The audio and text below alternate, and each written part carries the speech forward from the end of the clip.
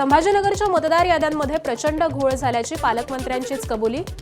संजयनगरची 13,307 नावांची यादी मुकुंदवाडीत शिरसाटांची माहिती, तर शहरातल्या प्रत्येक प्रभागामध्ये असे घोळ, शिरसाटांकडून नाराजी व्यक्त। विश्वासात न घेता काँग्रेसनं स्वबळाची घोषणा केल्यानं मवियात नाराजी असल्याची माहिती। ठाकरेंची शिवसेना आणि शरद पवारांच्या राष्ट्रवादीत नाराजी असल्याची शक्यता। काँग्रेसच्या स्वबळाच्या घोषणेनंतर ठाकरे पवारांची फोनवर चर्चा, सूत्रांची माहिती। महायुतीतील शिंदेंच्या शिवसेना विरुद्ध रवींद्र चव्हाण वाट टोकाला। विचारधारा एक असल्यानं युती कायम राहणार, एकनाथ शिंदेंकडून स्पष्ट। तर 2 तारखेपर्यंत थांबा, सगळं स्पष्ट होईल, रवींद्र चव्हाणांचं विधान।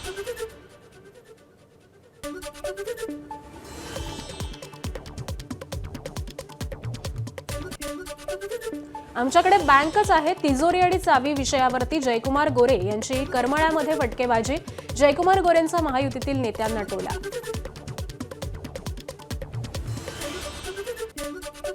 सोलापुरात भाजप राष्ट्रवादीमध्ये कलगीतुरा। काही लोक विकासावरती बोलायचं विसरून गेले। जयकुमार गोरेंची अजित पवारांवरती नाव न घेता टीका। आम्हाला बोरपण माहिती आणि बाभळपण माहिती, गोरेंचं वक्तव्य। 2 भावांच्या भांडणात धाराशिव जिल्ह्याचा विकास खुंटला। पालकमंत्री प्रताप सरनाईकांचा खासदार ओमराजे निंबाळकर आणि आमदार राणा जगजितसिंह पाटील यांच्यावरती हल्लाबोल।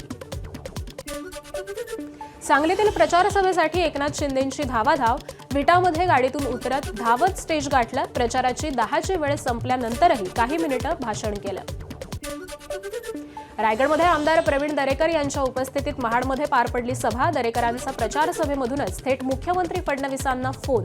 उमेदवाराला निवडून द्या, मुख्यमंत्री फडणवीसांचं जनतेला फोनवरून आवाहन। रायगडच्या खोपोलीमध्ये अजित पवारांच्या राष्ट्रवादीच्या सुनील पाटील यांच्या प्रचार सभेला तुफान गर्दी। सुनील पाटलांची शिंदे सेना आणि भाजप युतीचे कुलदीपक शेंडे यांच्या विरोधात लढत। अहिल्यानगरच्या जामखेड नगर परिषद निवडणुकीचा प्रचार सिगेला। राष्ट्रवादी समोर भाजप शिवसेनेचं आव्हान, तर रोहित पवार राम शिंदेंच्या वादामुळे विकास खुंटला। अजित पवारांच्या राष्ट्रवादीच्या संध्या सोनावणे यांचं वक्तव्य।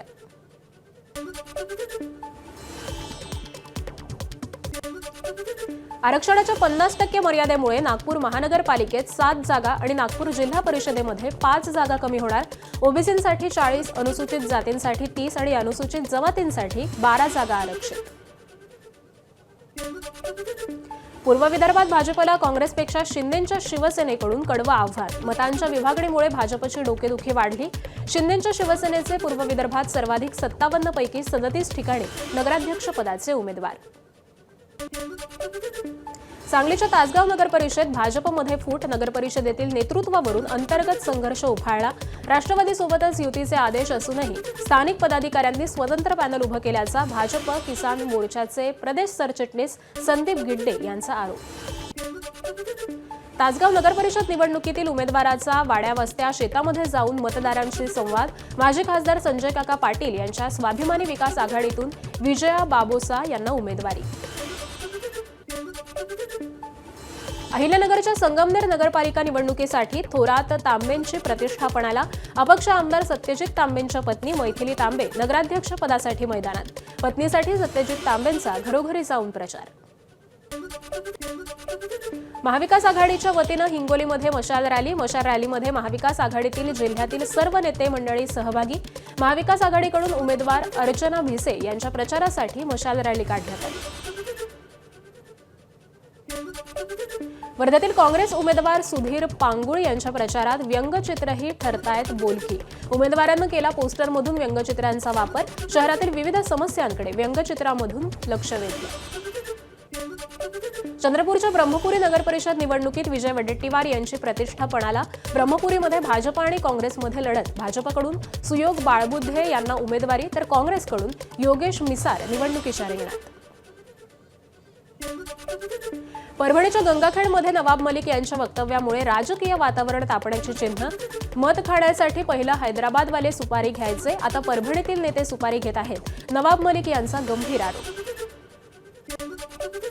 नाशिकच्या मालेगावमध्ये 12 बलुतदार मित्रमंडळाचे वंडूकाका बच्छाव यांचा शेकडो कार्यकर्त्यांसह भाजपमध्ये पक्षप्रवेश। मंत्री दादा भुसे यांच्या मतदारसंघात भाजपची ताकद वाढणार।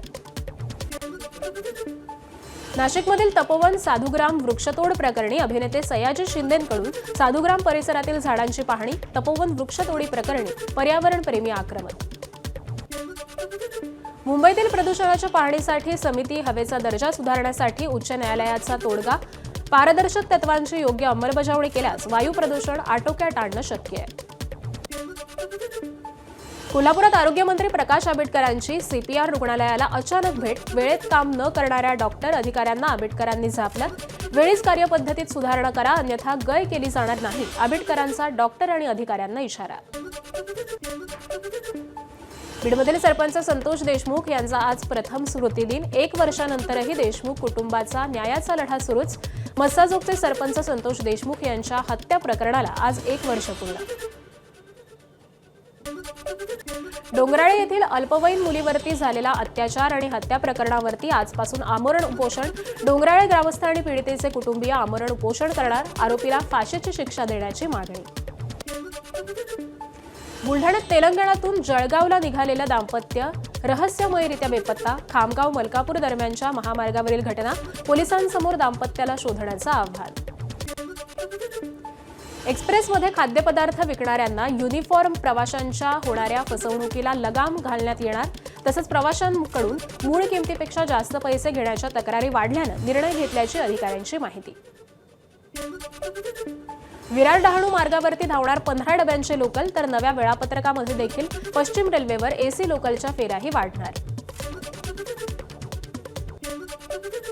मध्य रेल्वे मार्गावर उद्या mega block. Chhatrapati Shivaji Maharaj terminus ते विद्याविहार दरम्यान अप आणि डाऊन धीम्या मार्गावरती ब्लॉक घेण्यात येणार. सकाळी 10:55 ते दुपारी 3:55 पर्यंत ब्लॉक घेण्यात येणार. हार्बर रेल्वे मार्गावर देखील उद्या मेगा ब्लॉक. पनवेल आणि वाशी स्थानकादरम्यान अप आणि डाऊन मार्गावरती मेगा ब्लॉक घेण्यात येणार. 11:05 ते 4:05 पर्यंत ब्लॉक घेण्यात येणार. A320 विमानांबाबत एअरबस कंपनीकडून अलर्ट. A320 विमानांमध्ये सोलर रेडिएशनचा धोका. सोलर रेडिएशनमुळे फ्लाईट कंट्रोल डेटा करप्ट होण्याचा धोका. तर इंडिगो, एअर इंडिया, स्पाइसजेटच्या उड्डाणांवरती परिणाम. दिल्ली स्फोट प्रकरणातील दहशतवादी डॉक्टर शाहीन शाह कपाटात सापडले. 18 लाख रुपये. NIA कडून तपास सुरू. तर 25 सप्टेंबरला दहशतवादी शाहीननं केली होती ब्रेझा कार. ABP माझा, उघडा डोळे बघा नीट.